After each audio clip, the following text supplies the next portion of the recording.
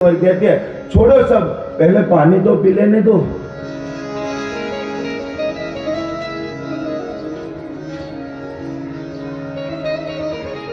यदि छोटी उम्र में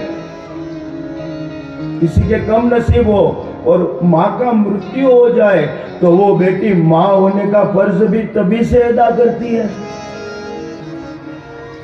भाइयों को स्कूल पे छोड़ने जाती है, भाइयों को खाना बना के खिलाती है।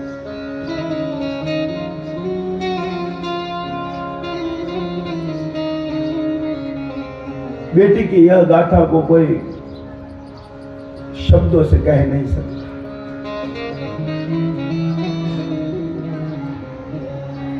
जितना प्रेम, जितना भाव, अरे कैसा भी बाप हो, कितना भी पहुंचा हुआ बाप हो, जब कन्या की विदाई होती है तब उसको उसका परिवार मिलता है, उसकी माता मिलती है, उसके भाई मिलते हैं, उसकी बहनें मिलती है। कहीं पे बेटी को या किसी को कोई दिक्कत नहीं है, वो सबसे मिल लेती है। लेकिन सबसे मिलने के बाद जब बेटी को अपने पिता के साथ मिलने की बारी आती है, जगत में ऐसा कौन सा बाप,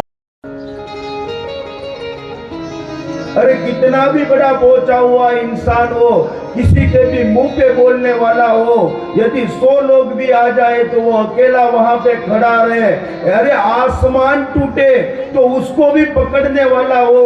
लेकिन जब बेटी की विदाई होती है ना, तब सबसे ज्यादा दुखी बेटी के बाप को दिखाया गया।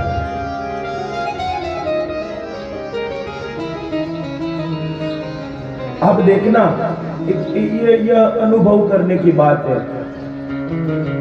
जब पता चले ना कि पिताजी की एक उम्र हो गई है और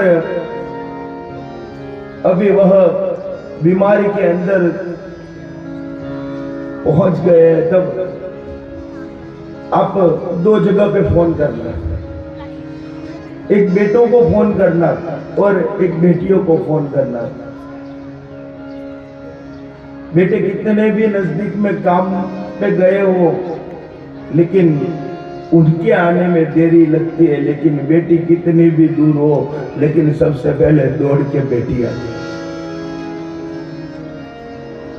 बेटी अपने जीवन में सब सहन करती है। हाँ, जो बेटियां सहन करती है वह कोई सहन नहीं कर सकता।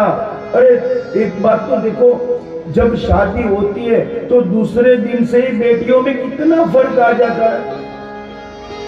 समर्पण की भावना, त्याग की भावना, समर्पण, कैसा समर्पण, वो आज तो शादी करके अपने घर पे गई है और दूसरे दिन हमारे यहाँ पे ऐसा रिवाज है कि दूसरे दिन या तीसरे दिन वह बेटी अपने घर पे वापस आती है, ऐसी बातें करती है।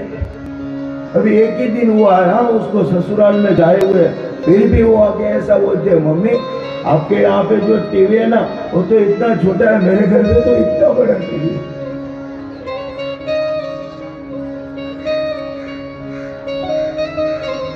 आपके घर के कमरे कितने छोटे हैं, मेरे ससुराल में तो इतने बड़े बड़े कमरे हैं।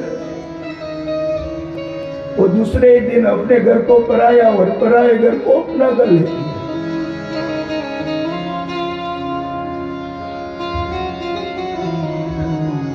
एक बाप को बीमार हुआ और उसको हॉस्पिटल लेके गए तो डॉक्टरों ने कहा कि अभी मुझे नहीं लगता कि ये ज्यादा देर तक जीने वाले हैं, तो आप उनको घर पे ले जाओ, इनकी सेवा करो।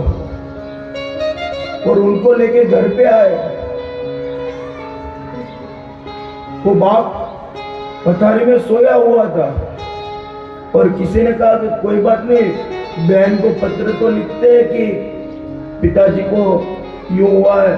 तो यहाँ से पत्र लिखा गया और जैसे ही वह पत्र उसके ससुराल में पहुंचा, उसके ससुर के हाथ में आया और देखा उसमें लिखा था, लेकिन ससुर जी बहुत अच्छे थे, इसलिए उन्होंने बुलाया उस बेटी को और आके कहा कि बेटा आपको अपने मायके जाना है।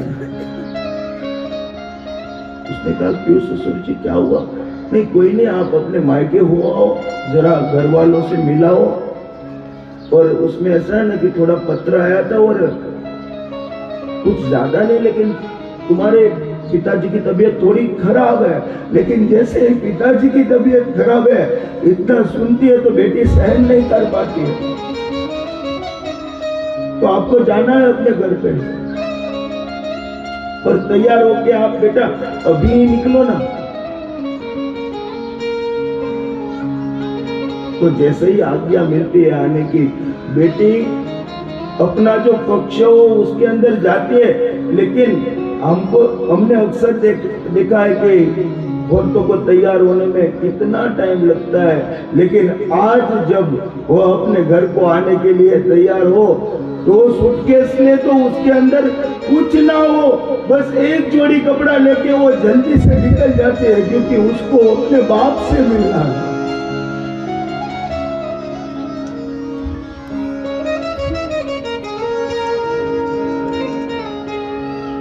वो बस के अंदर सवार होके जब अपने गांव की ओर, जब उसके गांव का वो चौराहे पे वह उतरती है, फिर वहां से उसका जो घर हो तो उसके बाप का घर उसको डूंगर जितना दूर लगता है।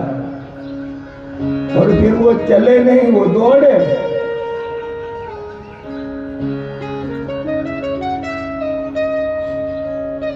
और जैसे ही वो अपने घर की ओर जाए, पिताजी के आसपास जो कोई बैठे हुए वो बेटी को देखे और बोले कि देखो ना बहन आई है। और जैसे ही शब्द सुना के बहन आई है, तो जो 3 दिन से वो खटिया पानी पी रहा है, लेकिन मेरी बेटी आई है ऐसा सुनते ही वो झड़ांग से बैठा हो जा रहे, मेरा बेटा आया, मेरी बेटी नहीं मेरा बेटा आया। बाप और बेटी का नाता ऐसा होता है जो कोई बयां नहीं कर सकता। यहां पर भी जब कल कन्या विदाई हो रही थी तो ऐसा ही दृश्य यहाँ पे सर्जित हो रहा था। मुझे तो ऐसा लगा कि साक्षात जनक अपनी बेटी सीता को विदा किया।